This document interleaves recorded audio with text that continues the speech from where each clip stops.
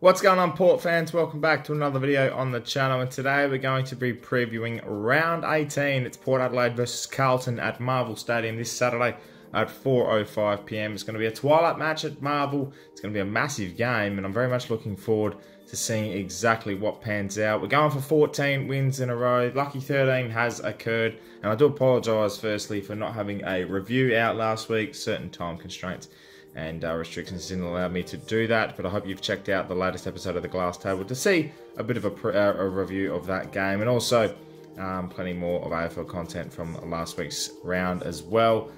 It's going to be a massive game, this one, because this is a prep up into what will be an even bigger game the week after, but we're very much looking forward to this game alone first, and so let's get straight into it, and let's preview round 18.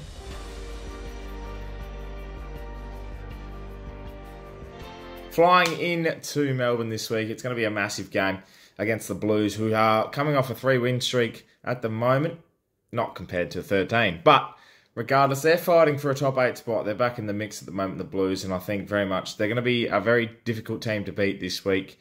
It's weird to say that we're going to play a difficult game when we're second, but I think as Port fans, we're always just sitting here going every single week is sort of like I still have PTSD. I still think that maybe we might just lose this one. And I'm very much thinking that there is a possibility that this could be the game we lose.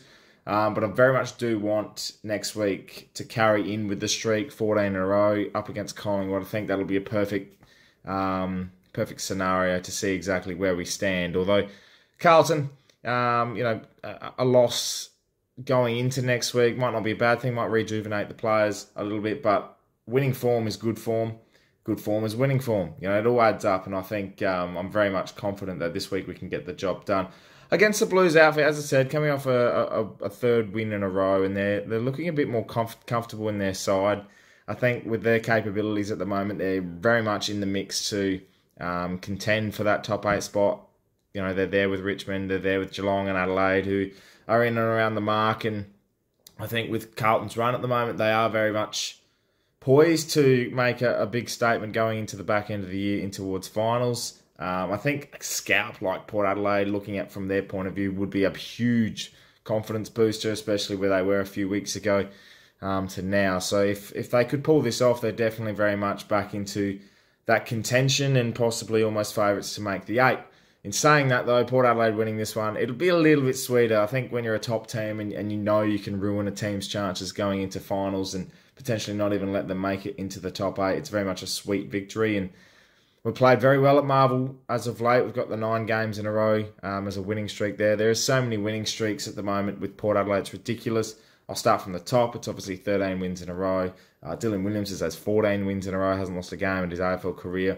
Ken Hinkley hasn't lost a game down on the bench. We haven't lost a game at Marvel for 9 games in a row. There is so many streaks happening at the moment. It's not even funny. So that's another one this week, and you'd want to make Carlton for the 14th. I think every team wants to participate in the streak at the moment. Get your general admission tickets because they're flying out the door 1 week at a time. So I'm very much interested to see what we do at selection. I think that's going to be the main point. Obviously, with Dersma fit, he's playing some good football in the Magpies.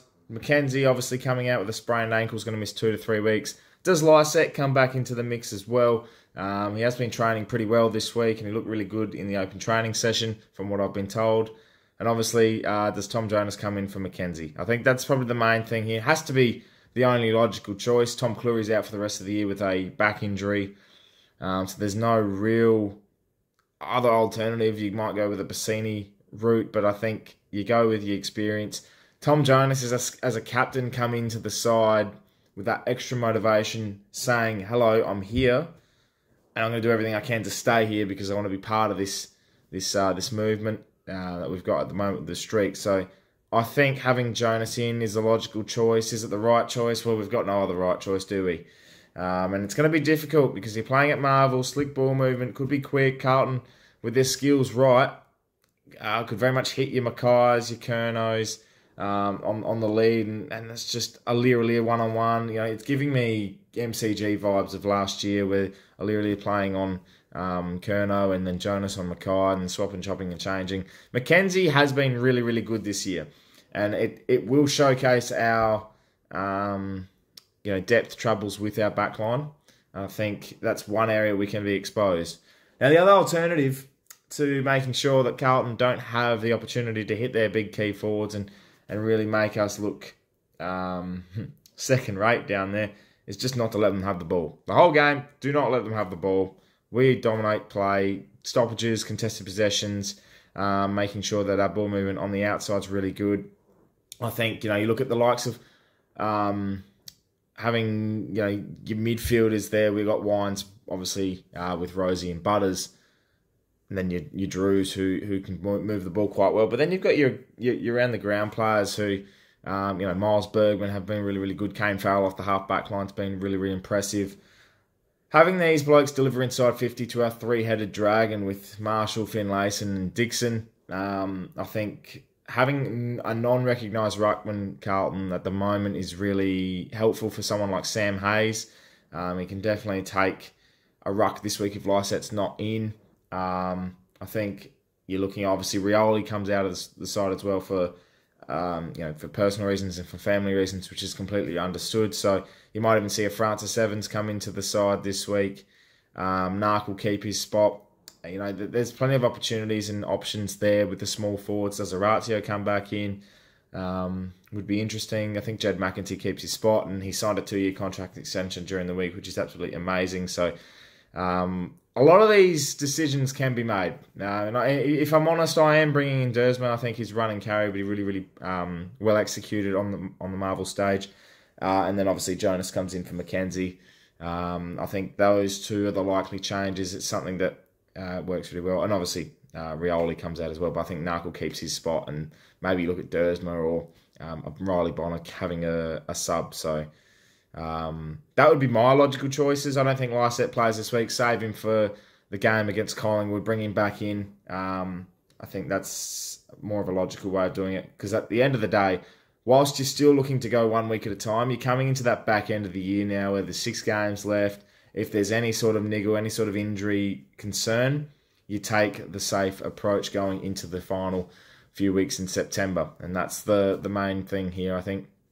We've cemented a spot in the 8.